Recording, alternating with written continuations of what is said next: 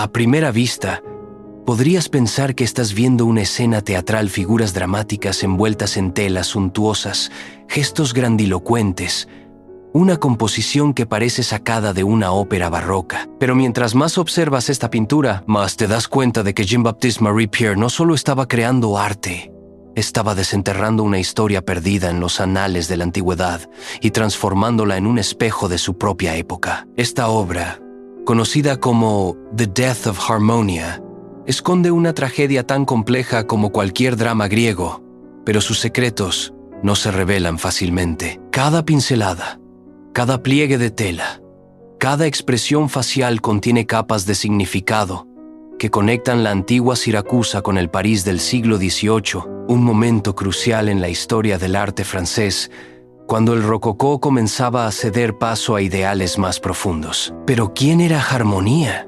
¿Y por qué Pierre eligió precisamente esta oscura historia de la antigua Sicilia?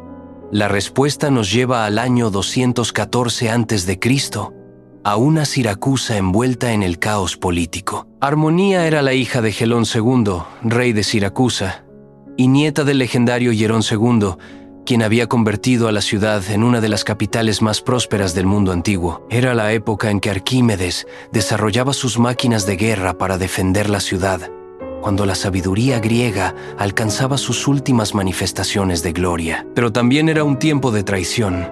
Tras la muerte de Hierón II, el poder había recaído en manos de Jerónimo, el joven hermano de Harmonia, de apenas 15 años. El muchacho, ambicioso y errático, había roto la alianza prorromana de su abuelo y se había alineado con Cartago.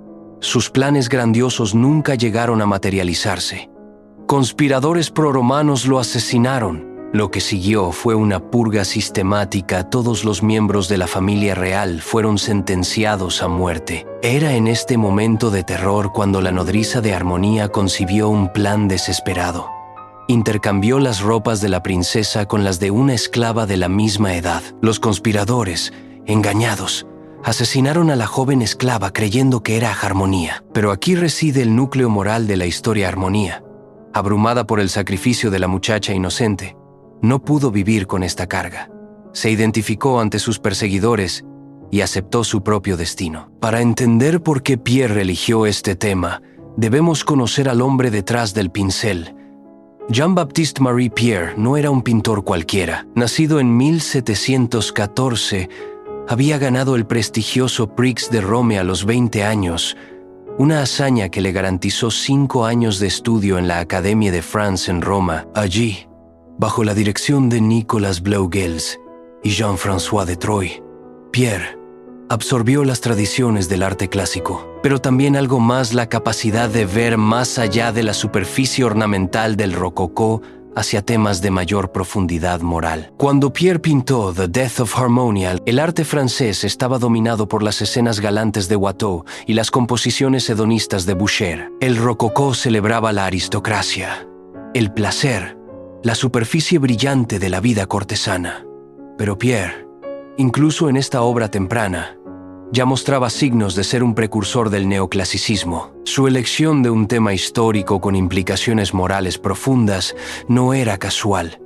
Era una declaración artística. Resulta revelador que Pierre esperara una década antes de exhibir esta pintura en el Salón de 1751. Su decisión coincidió con la publicación del grabado de Charles Nicolas Cochin, como si necesitara el momento preciso para que su mensaje fuera comprendido. Para entonces, los vientos culturales estaban cambiando. La crítica de la Font de Saint-Jean en 1747 había cuestionado la frivolidad del arte rococó, pidiendo un retorno a los grandes temas de la historia y la moral. Observa cómo Pierre construye la tensión dramática. La composición se organiza en una diagonal ascendente que conduce la mirada desde el cuerpo inerte de la esclava en primer plano hasta el rostro resignado de Harmonia. Los soldados, con sus armaduras que brillan bajo una luz dorada, no son meros ejecutores. Sus gestos sugieren una mezcla de determinación y lamento, como si incluso ellos fueran conscientes de la tragedia que están perpetrando. Las telas son un elemento crucial en esta narrativa visual.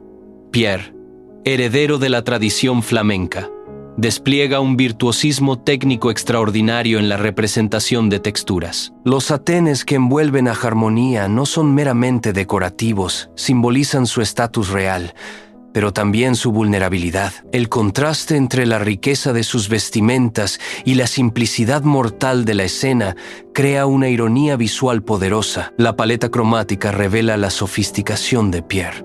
Los rojos profundos y los dorados cálidos dominan la composición, pero observa los toques de azul pálido y blanco en las vestimentas de Harmonía. Estos colores fríos no solo proporcionan equilibrio visual tradicionalmente asociados con la pureza y la virtud, refuerzan el carácter moral de la protagonista. Los críticos han notado la influencia de Rubens en esta obra, particularmente en las figuras densamente empaquetadas y voluminosas que caracterizan la composición.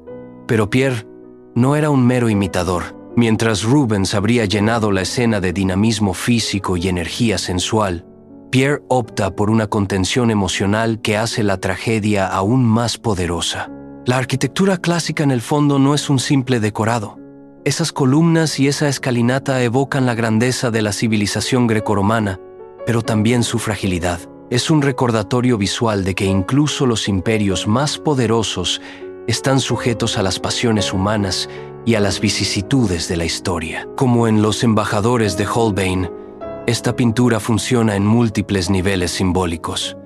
En la superficie, es una historia de la antigüedad, pero para los espectadores del siglo XVIII, contenía resonancias más inmediatas. Francia misma estaba comenzando a experimentar las tensiones políticas que eventualmente llevarían a la revolución. Los temas de legitimidad real, traición política y sacrificio moral no eran meramente históricos, eran inquietantemente contemporáneos. La figura de la esclava muerta en primer plano puede interpretarse como un memento mori, un recordatorio de que la muerte no discrimina entre clases sociales, pero también representa algo más sutil: el costo humano de los juegos de poder político. En una época en que la nobleza francesa vivía aislada en Versalles, esta imagen era un recordatorio perturbador de que las decisiones de los poderosos tienen consecuencias reales para los vulnerables. Cuando Pierre finalmente exhibió la obra en 1751, fue recibida con entusiasmo.